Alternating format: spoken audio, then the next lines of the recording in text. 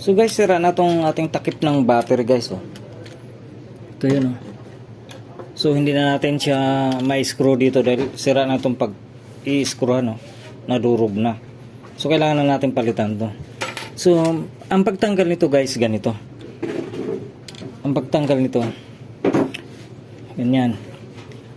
Ang screen nakaharap dito. Tapos ganyan. Tapos ito itutulak lang natin. Itong hintuturo natin dito. Tapos 45 degrees angle. Tapos itulak lang natin pag ganyan guys, oh.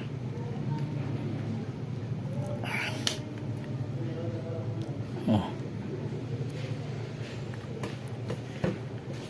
Ito kasi yung dati, oh, wala na, hindi na talaga, hindi na magawa ng paraan. Ito yung dati niya, hindi na magagawa ng paraan. So ang gagawin natin guys ay palitan natin ng bago. Bumili ako sa Shopee. Ito, kararating lang.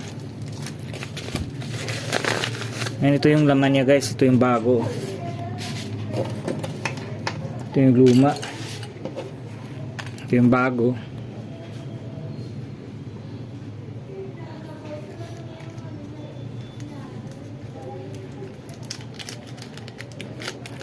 So walang pagkakaiba guys, oh. Parehas lang. Parehas sa parehas.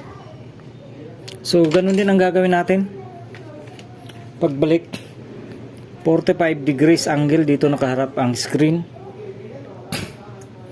Ito guys para sa Nikon D3400, 3200 yan. Compatible to.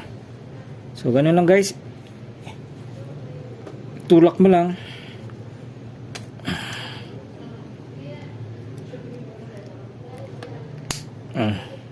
Pumutok na guys, oh. Oh. Pwede na isara, oh. Okay na. Hindi na siya nalalaglag. Oh. Tamang tama talaga guys, saktong sakto. So hindi na siya malalaglag, oh. Hindi siya bubukas. So ito yung dati niya. Oh, sira na. So ganun lang po guys ang pagpalit ng battery cover ng Nikon DSLR camera. Salamat sa panonood.